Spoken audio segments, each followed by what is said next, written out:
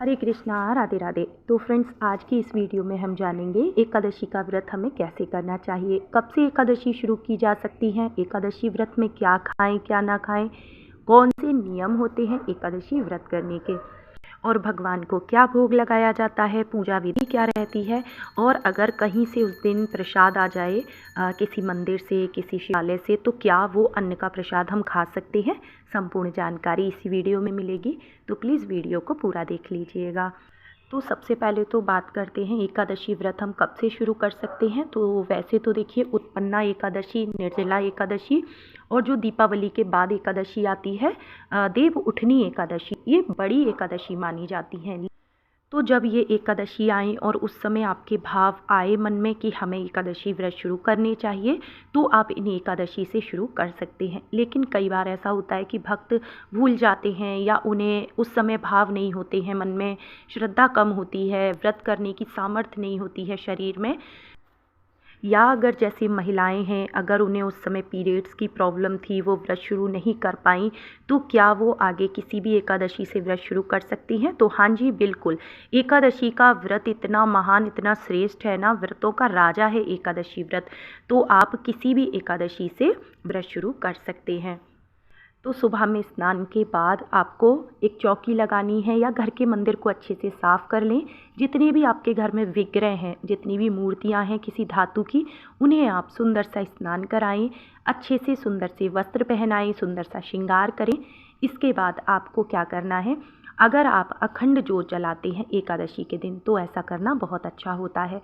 तो यहाँ पे देखिए, हम तिल के तेल की अखंड जोत जला रहे हैं, क्योंकि किसी भी एकादशी में तिल का विशेष महत्व होता है। तिलों से ही हमें भगवान का पूजन करना चाहिए। अक्षत यानी कि चावलों का प्रयोग नहीं किया जाता है। तो आप चाहें तो शुद्ध देशी घी यानी कि गाय के घी का दीपक भी प्रज्वलित कर सकते हैं। इसके बाद हमने देखिए धूप दीप जला ली है।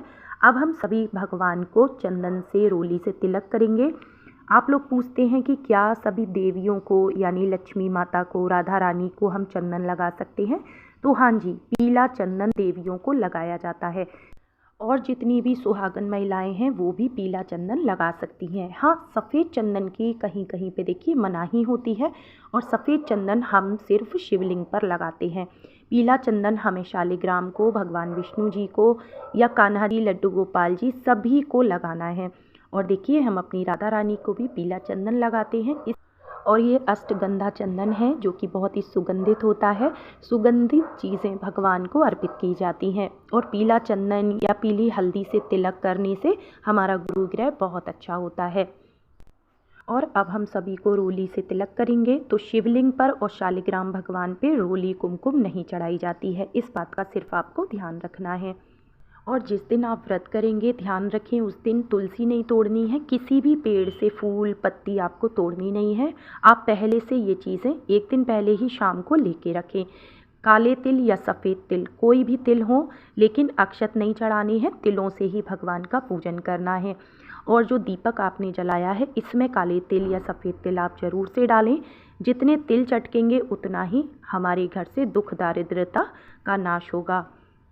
और देखिए, दो तरह से एकादशी के व्रत किए जाते हैं। अगर आप किसी मनोकामना से एकादशी व्रत कर रहे हैं तो आपको उद्यापन करना होता है।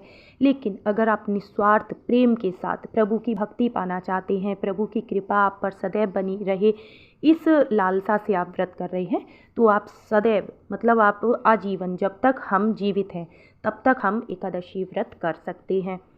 और एकादशी व्रत हमें कभी छोड़ना भी नहीं चाहिए, क्योंकि एकादशी व्रत करने वाले को जीते जी शक्ति और मरने के बाद मुक्ति प्रदान होती है, और सभी तरह के सांसारिक सुख संपदा ऐश्वर्य की प्राप्ति होती है। देखिए, तुलसी दल हम चढ़ा रहे हैं। अच्छा, एकादशी व्रत में तुलसी दल आप जरूर चढ़ाएं। भोग कुछ कम या ज़्यादा हो सकता है, लेकिन बिना तुलसी के भगवान विष्णु की पूजा नहीं होती है, इस बात का आप ध्यान रखें। तो आज है माघ मास के शुक्ल पक्ष की जया एकादशी, जो कि बसंत पंचमी के बाद आती है, और बसंत पंचमी से ही होली का उत्सव प्रारंभ हो जाता है।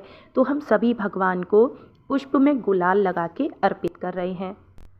अच्छा, एकादशी के दिन ना ज़्यादा से ज़्यादा हरि भक्तों का संग कीजिए। हरि नाम संकीर्तन, हरे कृष्णा महामंत्र का ज़्यादा से ज़्यादा जाप कीजिए। और आज के दिन भगवत गीता पढ़ना या सुंदरकांड करना, रामायण जी का पाठ करना, ये सब करना बहुत अच्छा होता है। अच्छा, व्रत का संकल्प अगर नहीं लिया है तो आप ज़रूर से ले लें। व्रत का संकल्प कैसे लेते हैं? हाथ में पुष्प ले लें, तुलसी दल ले लें, काले तिल ले लें, थोड़ा सा जल ले लें। इसके बाद जैसे आज है जया एकादशी, तो हम बोलेंगे श्री विष्णु श्री विष्णु श्री विष्णु, मैं माघ मास के शुक्ल पक्ष की जया एकादशी का व्रत करने जा रही हूँ या जा रहा हूँ। आप मेरी पूजा में आए, मेरी पूजा को स्वीकार करें। मैंने जो भी कुछ आपको अर्पित किया है वो सब आपकी कृपा से ही हो सका है। अपनी इच्छा या मनोकामना बोल सकते हैं और ये व्रत आपका बिना किसी विघ्न बाधा के पूर्ण हो, प्रभु आपको शक्ति दें। इस तरह से आपको व्रत का संकल्प लेना है और पुष्प जल प्रभु को अर्पित कर देना है।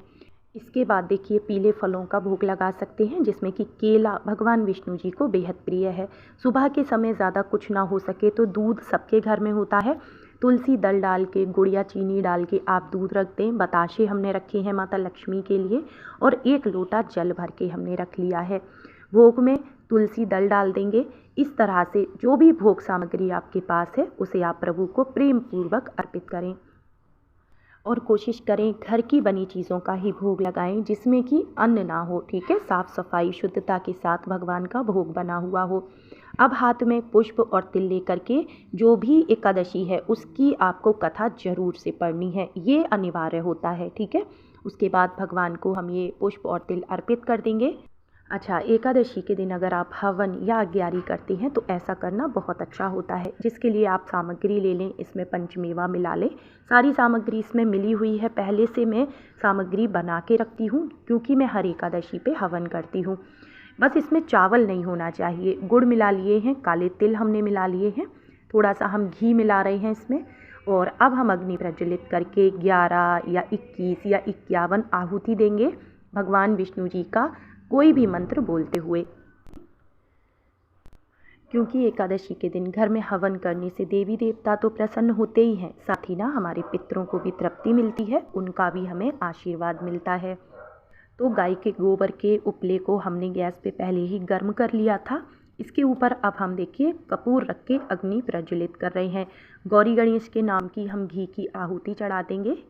इसके बाद आप चाहें तो नवग्रह के नाम की भी आहुति दे सकते हैं, नहीं तो सिर्फ आप ओम नमो भगवते वासुदेवाय नमः स्वाहा, ओम नमो भगवते वासुदेवाय नमः स्वाहा या फिर महालक्ष्मी के किसी भी मंत्र से भी आप हवन कर सकते हैं। तो 11, 21, 51 कितनी भी आहुति आप दे सकते हैं। अच्छा, अगर महिलाएं पीरियड्स में हैं और पहली बार ये व्रत शुरू करना चाह रही हैं तो बिल्कुल भी नहीं करना है। लेकिन अगर आप पहले से एकादशी व्रत करते आ रहे हैं और मान लीजिए किसी एकादशी पे आपका पीरियड आ जाए तो आप व्रत तो करेंगी, व्रत नहीं छोड़ना है, लेकिन पूजा आपको नहीं करनी है। किसी भी पूजा की सामग्री को आप हाथ नहीं लगाएंगी। पूजा आप घर में किसी और से करा लें। अगर कोई ना हो तो फिर आप मानसिक रूप से पूजन करें, ज़्यादा से ज़्यादा नाम जाप करें। इसके बाद देखिए भगवान की प्रेम पूर्वक आरती करेंगे और जो ये हवन हमने किया है इसे हम अपने पूरे घर में घुमाएंगे, जिससे हमारे घर की नेगेटिविटी दूर हो सके। अच्छा, व्रत में हमें किसी भी तरह का अनाज नहीं खाना है। मक्का, बाजरा, गेहूँ, चावल, किसी भी प्रकार की दालें नहीं खानी हैं। ठीक है, और यहाँ तक कि अगर आप एकादशी व्रत किए हुए हैं और कहीं से अगर मान लीजिए अन्न का प्रसाद आ जाता है किसी धर्म स्थान से या किसी मंदिर से, तो आप उस प्रसाद को प्रेम पूर्वक सर से माथे से लगा के रख लें और उसे आप अगले दिन सेवन करेंगे। लेकिन एकादशी के दिन आपको किसी भी प्रकार के अन्न का सेवन नहीं करना है। तो यहाँ पर मैं बना रही हूँ गुड़ और तिल के लड्डू भोग के, जो कि मैंने आपको बताया कि एकादशी के दिन आप बाहर से चीज़ें ला के भोग ना लगाएं, क्योंकि उसमें स्वच्छता पवित्रता नहीं होगी और हो सकता है उसमें अन्न के हाथ लगे हुए हों। अगर आप घर में प्रसाद बनाएंगे तो वो प्रसाद आप खुद भी ग्रहण कर सकते हैं। और एकादशी व्रत में ध्यान रखें कि आपको किसी के घर जाने से बचना चाहिए। किसी के घर का चाय पानी या प्रसाद आपको नहीं लेना है। तो वैसे तो कुछ लोग निर्जल एकादशी का व्रत करते हैं, कुछ लोग सजल एकादशी यानी खाली जल पे रह के एकादशी व्रत करते हैं और कुछ लोग सफल एकादशी यानी कि खाली फल पे रह के व्रत करते हैं। लेकिन अगर आपसे फिर भी ना रहा जाए जल और फल पे, तो फिर आप कुटू, सिंघाड़ी का आटा, आलू, टमाटर, साबूदाना, मूंगफली, तिल, गुड़, या दूध से बनी हुई साबूदाने की खीर, मखाने की खीर, छाछ, मट्ठा, दही, दूध ये ले सकते हैं। देखिए कहीं कहीं पे चाय कॉफ़ी का सेवन बिल्कुल भी नहीं किया जाता है, लेकिन सबके लिए पॉसिबल नहीं होता है, तो फिर आप चाय ले सकते हैं। तो यहाँ पे देखिए माघ का महीना चल रहा है। माघ मास में तिल गुड़ की मिठाई का विशेष महत्व होता है। तो प्रसाद हमने तैयार कर लिया है। तुलसी दल रख के भगवान को भोग लगाएंगे। वीडियो अच्छा लगा हो तो लाइक शेयर कमेंट ज़रूर करना, चैनल को सब्सक्राइब कर लेना।